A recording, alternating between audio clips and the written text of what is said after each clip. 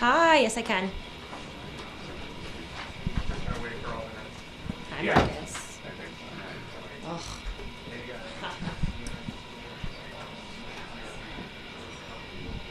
She's not going to be around. No, it's not, right? I figured.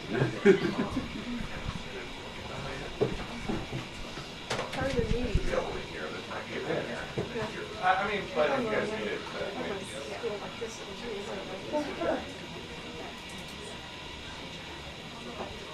Thank you. You know who I stole it from?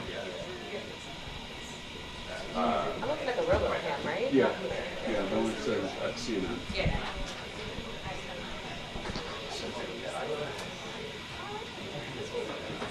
Peter's shot's going out the pool, so trying to keep it separate.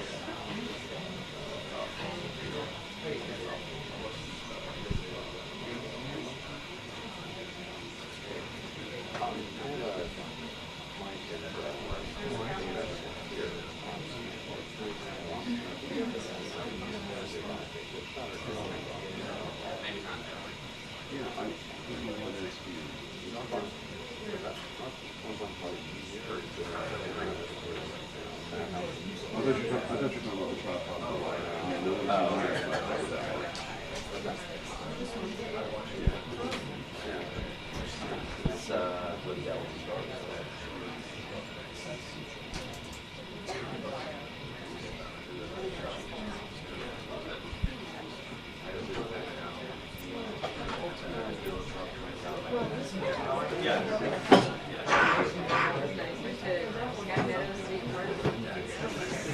Yes, I am.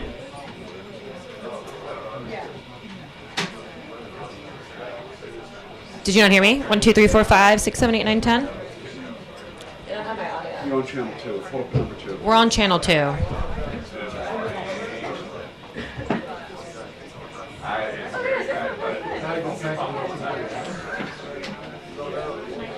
got you now. I don't know. Do you guys hear me now? Channel 2.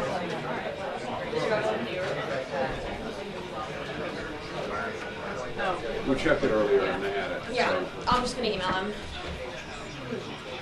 we had to split it because channel 1's going to 2.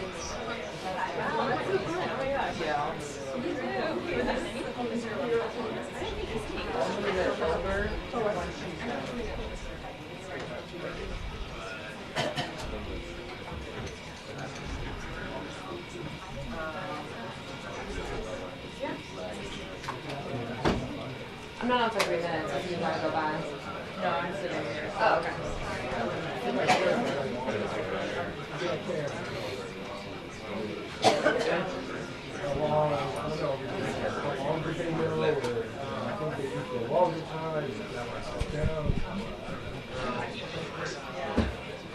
Elaine, let me know if they're not hearing you stay. Hey, Kelly. How you doing? I think so, yeah. I would say making it built in Korea. And Will you give me a mic? Check.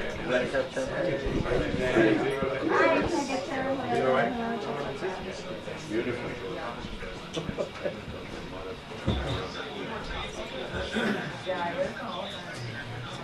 Elaine, how you have you? Do you guys hear me? Did you get me on channel 2?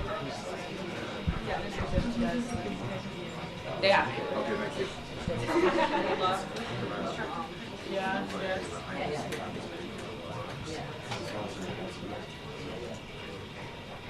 I'm over here trying to work. I'm gonna be like a little tweak here. Oh, no, you're fine. I don't even know the camera. Swinging to people. So what kind of That's about a good seat. is that trick? Beautiful. what is it, that's 600? 750. My last bike was an interceptor 600. Oh, yeah? Oh. I tried to bring him, but I moved here in 99. Yeah. So he was like an 87. Yeah. Yeah, yeah. That's too quick. I can't do that. That scares me.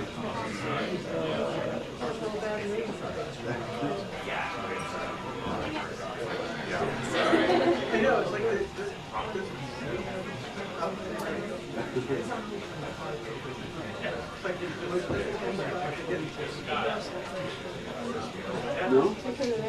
You should do it. It's great.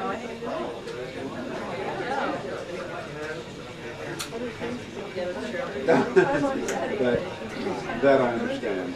Every time I go out and look at the bike. Come on camera. Yeah. Very fancy.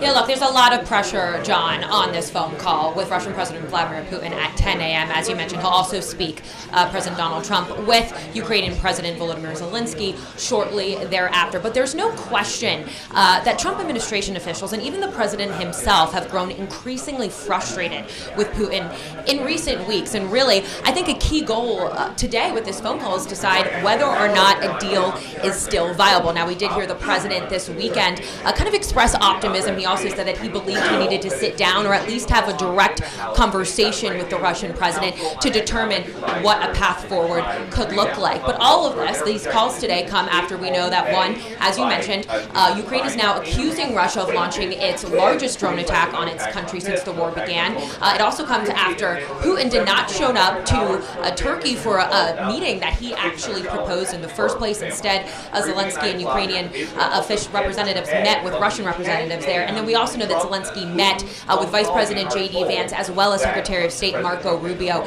yesterday in Rome. Now, we did hear from Rubio yesterday on this. He essentially said that he believed like a key goal today is to determine whether or not Putin is, how they keep describing it, tapping them along, and again, whether or not there is actually value in continuing these talks with Russia to determine if there can really be peace reached here. And that, of course, is going to be a key question of this briefing with White House Press Secretary Karoline Leavitt that is set to kick off shortly. I also just want to mention one key thing as well, which is that we know there's been a lot of pressure building in Congress, but also from the United States, European allies, about placing more aggressive sanctions on Russia. Senator Lindsey Graham has teed up a package to do just that. Congress is expected to consider that soon. And I think a key question is, if today's call does not go well, how will President Donald Trump react? Will he support such a move? A lot riding on these calls today, John.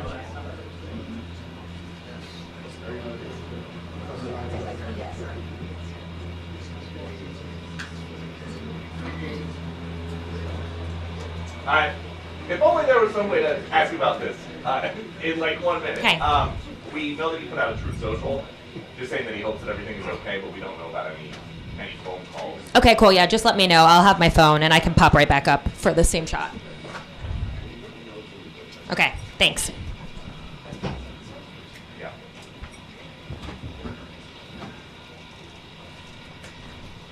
Thank you.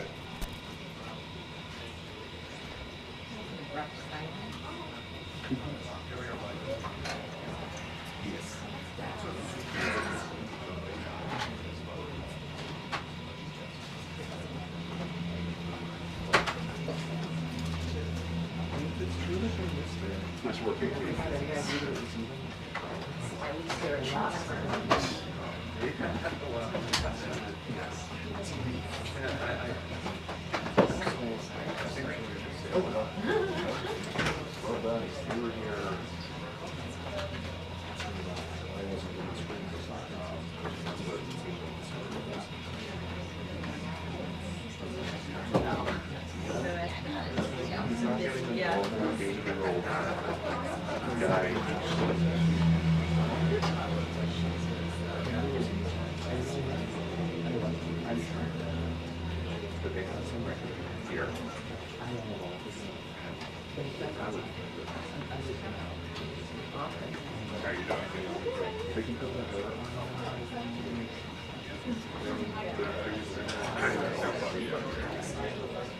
Improper.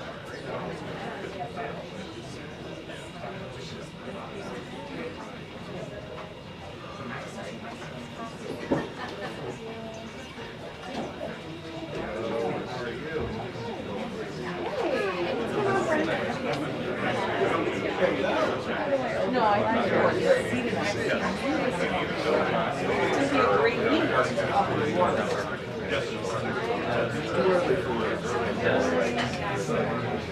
Ever?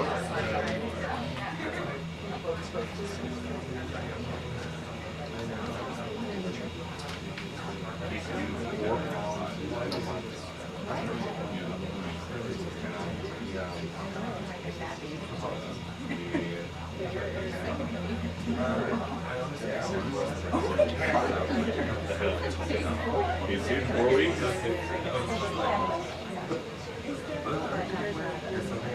No, I know.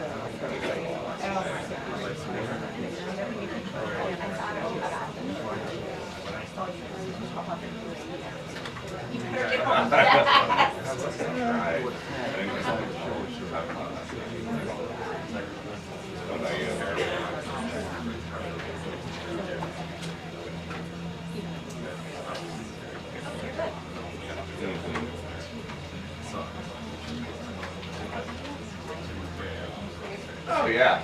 Oh yeah. I know I was tired last night. I meditated multiple Brookline. When I woke up, sitting up, there's like an hour away from clapping. Well, that's great.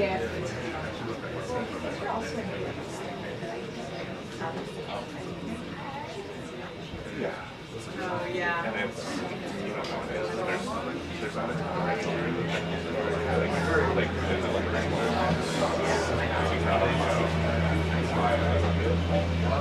but it's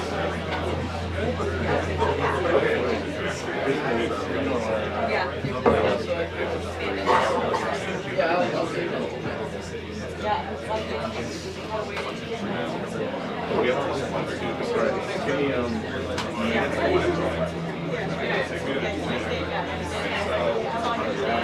back on the train. No, I don't think.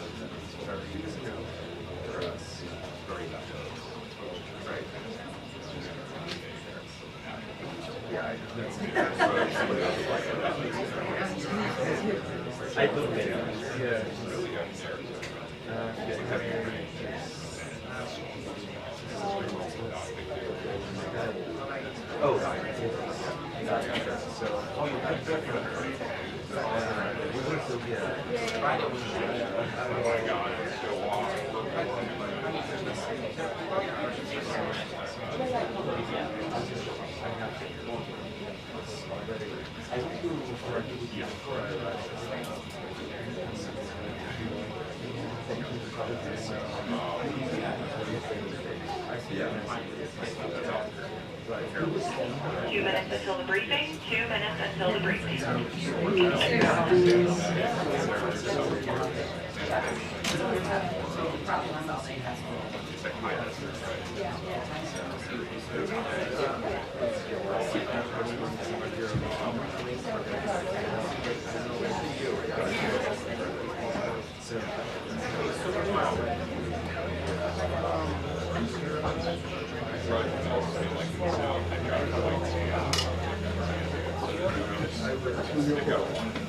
I'll get us through this. We'll just follow my lead, all right? I believe in you.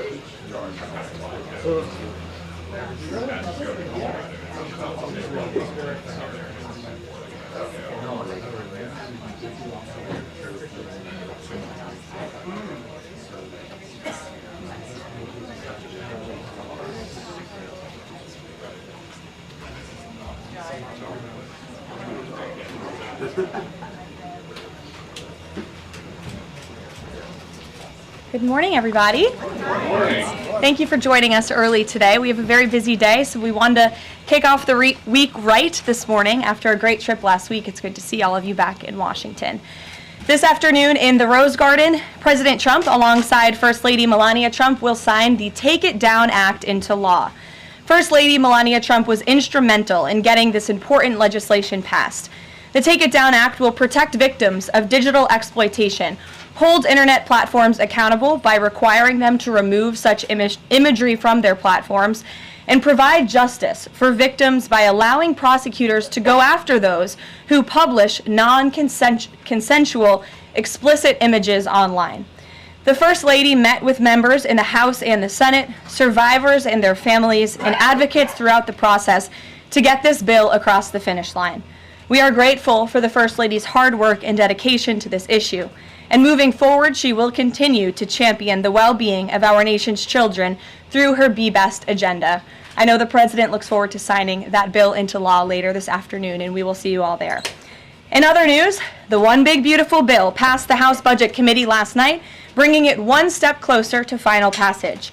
The One Big Beautiful Bill is perfectly named because it represents a once-in-a-generation opportunity to deliver on the Make America Great Again agenda responsible for President Trump's landslide victory on November 5th.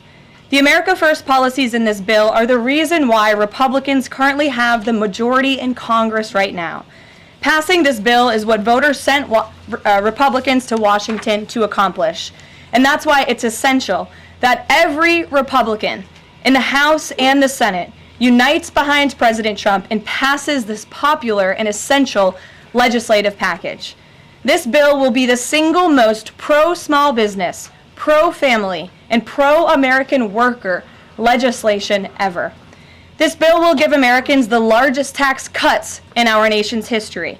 When Republicans pass the bill, Americans will be keeping more of their hard-earned money and taking home much bigger paychecks. The One Big Beautiful Bill will deliver some of President Trump's central campaign promises. No tax on tips for our hardworking waiters, waitresses, and service workers. No tax on overtime for our law enforcement officers, our firefighters, and all those Americans who are putting in extra hours to make ends meet. And a large tax deduction on interest payments for Americans who purchase American-made cars. Despite desperate Democrat lies, the biggest beneficiary of this tax cut will be working-class Americans and their families. Americans earning between $30,000 and $80,000 per year will pay about 15% less in taxes after this legislation is passed.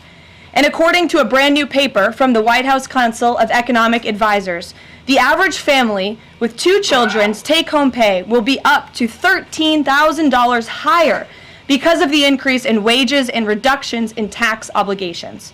The CEA study also said that the average overtime worker receives a tax cut of roughly $2,000.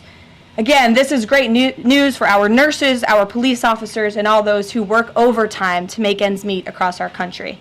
Put simply, President Trump's One Big Beautiful Bill will be a boon for working-class America. This One Big Beautiful Bill is also pro-family. It will increase the child tax credit to $2,500 per child, establish optional savings account for newborn babies with a $1,000 credit added, and strengthen paid family leave. This bill also delivers historic tax relief to America's seniors by allowing middle and low-income Social Security recipients to deduct an additional $4,000 in payments from their taxable income. If Democrats get their way and the Trump tax cuts are not extended, Americans will face the largest tax hike in history to the tune of $4 trillion. Republicans must not side with Democrats in helping them raise taxes. The One Big Beautiful Bill also provides critical protections of Medicaid, which will strengthen and preserve the program for decades to come through common sense efforts to eliminate waste, fraud, and abuse. Medicaid will no longer be used to pay for barbaric gender mutilation procedures on minor children. And the 1.4 million illegal aliens who are currently improperly receiving Medicaid benefits will be kicked off the program to preserve it for hard-working American citizens who need it. President Trump and Republicans are protecting Medicaid benefits for pregnant women, children, disabled individuals, low-income seniors and families, and the most vulnerable Americans in our society. And that's what Democrats are so angry about. Basic Medicaid protections that will stop the funding of transgender insanity and illegal aliens from ripping off American taxpayers. As you all know, over his first 4 months in office, President Trump ended the previous administration's open border crisis and secured our homeland in record time, all using executive authority. Now Congress needs to act. The One Big Beautiful Bill is the most significant investment in our nation's border patrol and law enforcement agents in our nation's history. The bill ensures that President Trump's popular and successful border security measures are made permanent. Republicans have the backs of Border Patrol and ICE agents who were put through hell over the past 4 years and have quickly worked to secure our southern border. And that's why this bill gives them more resources to do their jobs, including a $10,000 much-needed bonus to ICE agents and Border Patrol agents over the next 4 years. To provide those brave agents with desperately needed reinforcements on the ground, the bill allows for the hiring of thousands of new ICE personnel, customs officers, and Border Patrol agents. These significant hirings will empower President Trump to continue delivering on his promise to carry out the largest mass deportation in the history of our country. Again, that is a promise that Republicans made to American voters. It's a promise they were elected on, and it's a promise Republicans on Capitol Hill need to keep: secure our border. To supplement those efforts, the bill's funds will fund the completion of President Trump's signature border wall. As a result, 701 miles of primary wall, 900 miles of river barriers, 629 miles of secondary barriers, and 141 miles of vehicle and pedestrian barriers will be constructed when this bill passes, along with cutting-edge technology to secure our homeland from dangerous illegal alien invaders. This bill also advances our national security and defense interests by ensuring the United States military has the necessary resources to remain the strongest and most lethal fighting force in the world. The bill will provide resources for the construction of President Trump's Golden Dome to safeguard Americans from potential attacks, give the Coast Guard resources to build more modernized ships, and the Air Force resources to acquire better planes. If all of those incredible things were not enough, the Big Beautiful Bill also finally modernizes air traffic control in America, a bipartisan issue. The bill will allow President Trump to deliver on his promise to overhaul and update our air traffic control systems to keep Americans flying as safe and efficiently as possible. The previous administration failed to act and do this themselves, despite repeated warnings from the GAO, which has resulted in unacceptable delays at major airports like Newark that the Trump administration is working hard to address. When the One Big Beautiful Bill passes, we will replace the current antiquated system, the FAA will enhance safety in our skies, reduce delays, and power the future of air travel in the United States. That's just some of what this historic legislation will accomplish. It is absolutely essential that Republicans unite behind the One Big Beautiful Bill and deliver on President Trump's agenda. There is no time to waste. Americans gave Republicans a once-in-a-generation opportunity to course-correct our country over many wrongs over the past 4 years. And Americans are counting on Republicans to work as hard as President Trump is in this White House every day on Capitol Hill. Send this legislation to his desk as soon as possible for his signature. Here in our new media seat today, we have Liam Cosgrove, the White House correspondent for Zero Hedge. With that, Liam, please kick us off. Thank you, Caroline. So my first question is on foreign policy. Sure. The president has made several moves towards peace in multiple fronts: India, Pakistan with the Houthis, talking with Iran, talking with Putin. Biden didn't even talk to Putin for the entire span of the war, which is crazy considering two nuclear powers were engaged in a proxy war. So I do admire these moves by the current president, I'll be honest. However, as of today, we are still funding both Israel's and Ukraine's wars. So can Americans expect to finally be done financing foreign wars at some point? Do you consider that one of the president's goals? Well, I think I can summarize the president's foreign policy agenda with 2 words: America first. And that means putting the American people and the American taxpayer first. And that's why the president is moving as quickly as he possibly can and working overtime to end these conflicts in both Israel and in Gaza, and also the Russia-Ukraine war. As you all know, the president will be speaking with Putin at 10 o'clock. He plans to call President Zelensky when that call concludes. I spoke to the president about that call at 10 o'clock. I don't want to get ahead of those very important conversations, but of course you will hear directly from the president or me after those calls conclude today, so you can expect that. As for Israel and Gaza, the president continues to not only himself but his national security team engage in talks on both sides of this conflict. The president made it very clear to Hamas that he wanted to see all hostages released. And last week, when we were flying out of town, there was great news on that front with the return of Eden Alexander, who is the last remaining hostage in Gaza. So to answer your question, the president is always thinking about the American people, the American taxpayer first. He wants these conflicts to end, not just to save money, but most importantly, to save lives. Thank you. And my only other question for you is, so over the weekend, President Trump posted Truth Social a video highlighting what most people call the Clinton body count, which is the strange number of suicides that seem to happen in Clinton circles. I have a headline here from the Washington Post that said, Trump peddles false conspiracy theories tying the Clintons to several deaths. So I just wanted to highlight real quick, this wasn't in Trump's video, but this is from the Arkansas Times, and it's the death of Mark Middleton, who was a former Clinton White House aide, who was found dead on a Clinton Foundation property. And I'll just quote from the Arkansas Times. Middleton apparently shot himself in the chest with a shotgun and also hung himself from a tree with an extension cord. So I have no idea how somebody commits suicide that way, but if the Washington Post is here, maybe you can enlighten us as to how that was actually a suicide. So anyways, that's just a lead into my question about the most famous Clinton-related suicide, which is that of Jeffrey Epstein. There's still a lot of questions around that case. You've released phase 1 of the Epstein files. What was missing from that is any connection to his ties to intelligence agencies, and that's really the whole story, that not just trafficking young girls, but doing it on behalf of intelligence agencies, and even potentially as part of a blackmail ring with potential ties to the Israeli government. So for phase 2, when can we expect it? Will it have information pertaining to those aspects of the Epstein case? I know the Attorney General has committed to releasing those files. I would defer you to the Department of Justice on her timeline, but when she has made a promise in the past, she has kept it, and I'm certain that she will in this case as well. Rachel. Thanks so much, Karoline.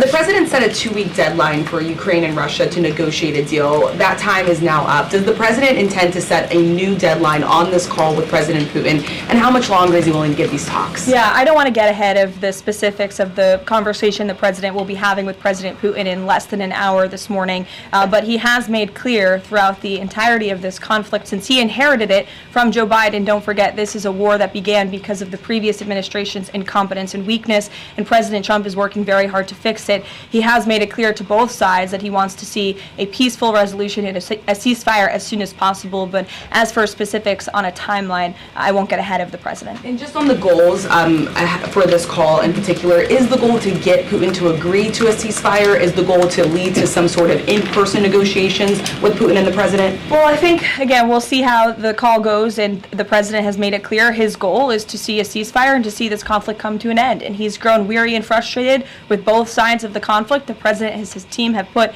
an enormous amount of effort in solving this very complicated war that, again, began because of the last administration's weakness. Does he still want to meet Putin personally? I think the president would certainly be open to that, but let's see how this call goes today. What's the status of the secondary sanctions package? The president's been talking about that. You haven't imposed them yet, but is that still on the table? I think everything's on the table, yes, and again, I won't get ahead of the president in any commitments or decisions, but certainly it's something he's been looking at and discussing. Elaine. Hi, Ken. I want to ask you about the House budget bill. So does the president agree with Republicans behind this bill that Medicaid work requirements should be implemented as soon as 2026? So the president wants to preserve and protect Medicaid for Americans who this program was intended for, the most vulnerable in our society: pregnant women, low-income families, seniors, those who truly need these benefits. And it should be going to people who physically cannot work. We want to see able-bodied Americans at least working 20 hours per week, whether that's part-time or full-time, whether that's even looking for work or volunteering for 20 hours a week if they are receiving Medicaid. These are common sense provisions. These are common sense changes that were actually introduced by former Democrat President Clinton. They've been supported by every Democrat president since, including the previous president, Joe Biden. But again, these are common sense reforms to ensure that those that this program was intended for receive those benefits. And then just a quick follow-up. Is the president okay with this bill adding to the deficit? This bill does not add to the deficit. In fact, according to the Council of Economic Advisors, this bill will save $1.6 trillion. And the president absolutely understands and hears the concerns of fiscal conservatives and of Americans who want to get our fiscal house in order. That's what the intention of this bill is. There's $1.6 trillion worth of savings in this bill. That's the largest savings for any legislation that has ever passed Capitol Hill in our nation's history. The next bill that even comes close was $800 billion. That's less than half of the savings that we see in the One Big Beautiful Bill. And so the goal of this bill is to produce economic growth, to cut taxes, and to get our fiscal house in order. And this is the right step in the right direction towards doing that. Thanks. Edward. Yes, thanks. And then I'll go to you. Thanks, You're welcome. I want to get the president's reaction to Moody's downgrading the credit rating of the United States. Sure. Well, look, the president talked about this over the weekend. The Secretary of Treasury also talked about it. When you look at the world has confidence in the United States of America and our economy once again. The president just last week secured trillions of dollars in investments from countries in the Middle East. We have seen trillions of dollars of investments flowing into our economy since the president took office. That is because America or people around the world have confidence in the United States of America. And if you also just look at the raw economic data that we're seeing, last week when we were out of town, inflation dropped once again. Oil prices are dropping, gas prices are dropping. The president has added nearly 500,000 jobs to the American economy already. So there's a lot of optimism in this economy, and the president disagrees with that assessment. And I want to ask you one more thing, if I could. On your Middle East trip, the United Arab Emirates is getting some of the most advanced AI chips, so there's agreements there. The UAE is the newest member of BRICS. Is there a concern from the president that those chips and the technology will pass through to China, India, Russia, and Iran? Part of going to the Middle East was to ensure that the United States, that this part of the region, our Gulf partners, know that the United States of America is there for them again, and that they should be investing in the United States, not in China. And these AI agreements, particularly the one the Secretary of Commerce signed in the UAE, has security guarantees to ensure that China is not getting the advantage, but the United States is getting the advantage when it comes to AI, and that the UAE and the U.S. are working hand in hand together to invest in this space. So you read the agreements, there are security guarantees, and this was a great trip for the country, no doubt. Go ahead. Thanks, Caroline. Prime Minister Netanyahu of Israel has said today that Israel will take control of all of Gaza. Is that a goal that President Trump is comfortable with or that he supports? I'll have to talk to the president about those comments as they just came, I believe, from the prime minister this morning, and I'll let him speak on that. The president has made it very clear he wants to see this conflict in the region end. He wants all hostages to be released. He was pleased that Eden Alexander was returned home safely to his loving family. The president spoke with Eden directly while we were traveling to the Middle East last week. As for the prime minister's comments, I'll let the president himself respond to those. Sure. Two questions. One, how involved does the president intend to be directly in talking to House members about the bill over the next couple of weeks or the next week? Sure. Well, over the weekend, the president was in direct conversation and communication with the Speaker of the House. He's been very involved. He always is. He's willing to pick up the phone when he is asked to. So he'll continue to be very engaged in this process with both House members and his friends on the Senate side as well. And on former President Biden's cancer diagnosis, the president put out a very nice message on Truth Social. Has he talked to President Biden directly? Does he intend to call? What does he intend to say directly? Not to my knowledge. I don't believe they have spoken, but I'm sure the president would be open to doing that. I spoke to him last night about the former president's cancer diagnosis, and the statement that he put out was the initial reaction he had with me on the phone as well. Peter. Follow up on former President Biden.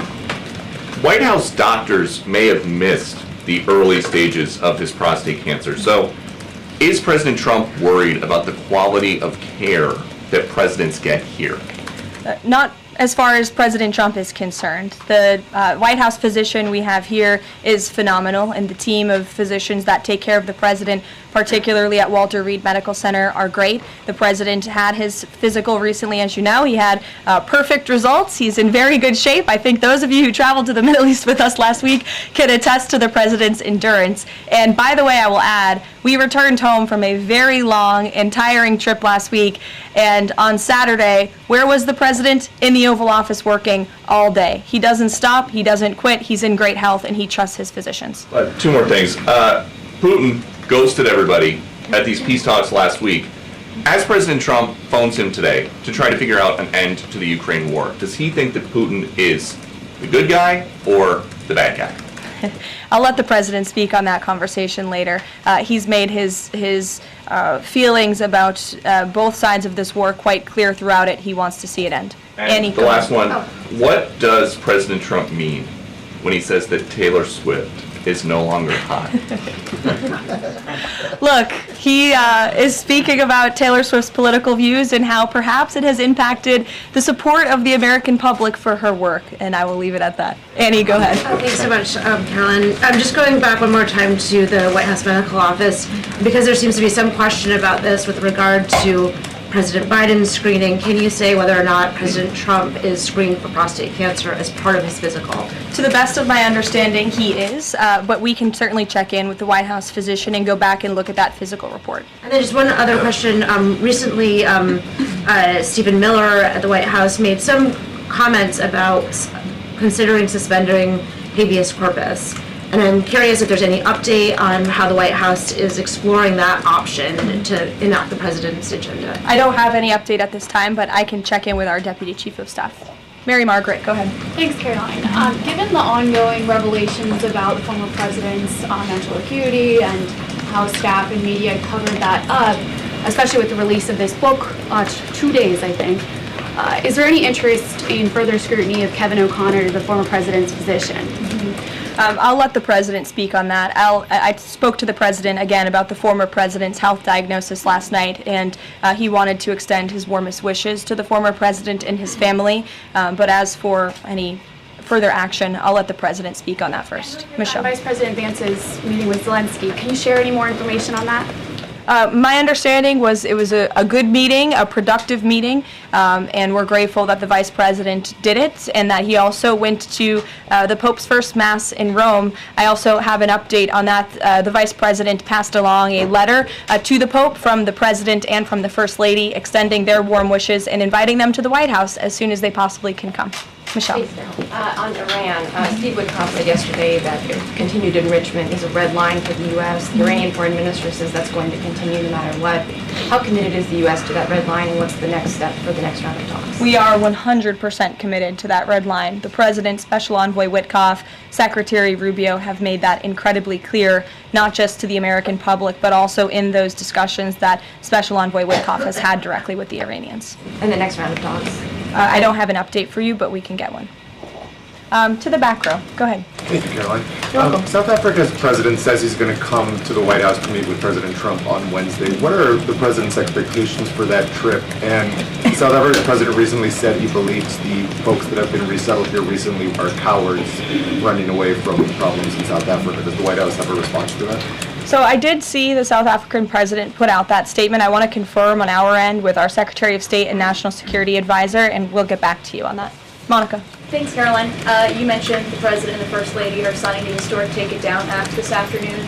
I'm curious to know, what are some of the repercussions or consequences for these online platforms or perpetrators that won't comply with the act? Well, what this bill does, it takes the initial step to ensure that prosecutors are able to take down, that's why it's called the Take It Down Act, platforms that are allowing this sexually explicit content on their platform. So it gives them more leeway to go after them as they see fit. But as for specific repercussions, I would defer you to the Department of Justice of how they plan to implement this bill once it is signed later today. Brian. Yes, thank you. You said in your opening statement you talked about this MAGA baby savings account. Exactly how would that work? Who would be eligible for it? I'm assuming women. would be eligible for that? Yes, so one of the provisions in the One Big Beautiful Bill, as I said, this is a very pro-family piece of legislation. Not only does it increase the child tax credit, but it also includes MAGA baby savings accounts for children that are born before January 1st, 2024, under 8 years old, U.S. citizens, and have at least one parent with a valid Social Security number. And when this tax provision becomes law, the child, if the parents seek to do this, will be set up with a savings account. Essentially, it's a 401k for a newborn baby. And child's relatives, their parents, can contribute up to $5,000 per year of after-tax dollars annually to that account. And then later in the baby's life, at age 25, savings account holders can withdraw up to the full balance of the account. Upon reaching 30, the account holders can access the full balance of the account for any purpose desired. So it's a great initiative for new parents, new mothers who want to set up this savings account for their children. Ouija. Thank you, Karoline. President Trump and his top economic aides have repeatedly said that Americans will not pay the cost of tariffs. In fact, last week, Lutnick said people have to drop the, quote, silly arguments that consumers would pay the cost. But over the weekend, as you know, the president posted that Walmart should eat the tariffs and not charge the value customer anything. I'll be watching, and so will your customers. So does he acknowledge that if companies don't absorb the full cost, Americans will have to pay? Well, first of all, the CEO of Walmart made those comments about the tariffs on an earnings call where CEOs, I believe, are legally obligated to give the most dire warnings and forecasts to their investors and stakeholders. The reality is, as the president has always maintained, Chinese producers will be absorbing the cost of these tariffs. And that is why China was so quick to hustle to the negotiating table with the United States of America. They need our markets, they need our consumers, and I would again point you to the inflation report that came out last week showing that inflation is declining in large part because energy prices are dropping across the board in this country because of the president's robust energy agenda that he has taken since January 20th. So the president is committed to ensuring that prices remain low for American consumers, and he maintains the position that foreign countries will absorb these tariffs. What does he mean by I'll be watching to Walmart? He'll be watching, seeing what they're doing. Jennifer. On the gift plane from Qatar, 3 things. Is there a timeline for the U.S. receiving that plane? Do you know how long it will take to retrofit the plane to presidential standards? And thirdly, has the intelligence community, security folks, have they weighed in on whether that plane can actually be secured to presidential standards? I'm glad you brought up this question because I was watching the American press spew a lot of misinformation about the plane donation last week when we were abroad. Let's be very clear. The government of Qatar, the Qatari family, has offered to donate this plane to the United States Air Force, where that donation will be accepted according to all legal and ethical obligations. It will be retrofitted to the highest of standards by the Department of Defense and the United States Air Force. This plane is not a personal donation or a gift to the President of the United States. And everyone who wrote that last week should go and correct their stories because this is a donation to our country and to the United States Air Force. As for a timeline, because it is the United States Air Force that is accepting the plane, I would defer you to them for specifics because the President, frankly, has nothing to do with it. It's the Air Force's project to take on. Sure. Thanks so much, Caroline. Did the president call fiscal conservatives who were hesitant to vote for the Big Beautiful Bill? And if so, what did they say? What did he say? I don't reveal the president's private discussions unless he gives me the liberty to, but he has been engaged in this process. He spoke to the Speaker of the House, and he will continue to make those phone calls if it's necessary for him. Sure. Thank you, Caroline. I'll go to both of you. Go ahead. Thank you. Any updates on Greenland? Will the president be making any trips, and do we have any details you can share with us? I don't have any future foreign trips to read out for you. We just returned home from one. But the president maintains the reasoning for Greenland's strategic purposes in the Arctic, and he continues to remain committed to the idea of obtaining Greenland in whatever means we can to advance our national security interests in the region. Sure. Thank you, Caroline. I have a question. Was Lebanon part of the discussions during the Middle East tour, and did you meet with any Lebanese representatives? To my knowledge, the president did not meet with any representatives from Lebanon, although he did talk about the election that they recently had there and how he hopes that Lebanon can come to a more peaceful place in their country and that we drive out Hezbollah, Iranian-backed Hezbollah proxies in Lebanon to ensure peace and prosperity in that country and also for the greater Middle Eastern region. And I would just add to that before I wrap up, because the president's call will begin in a few minutes.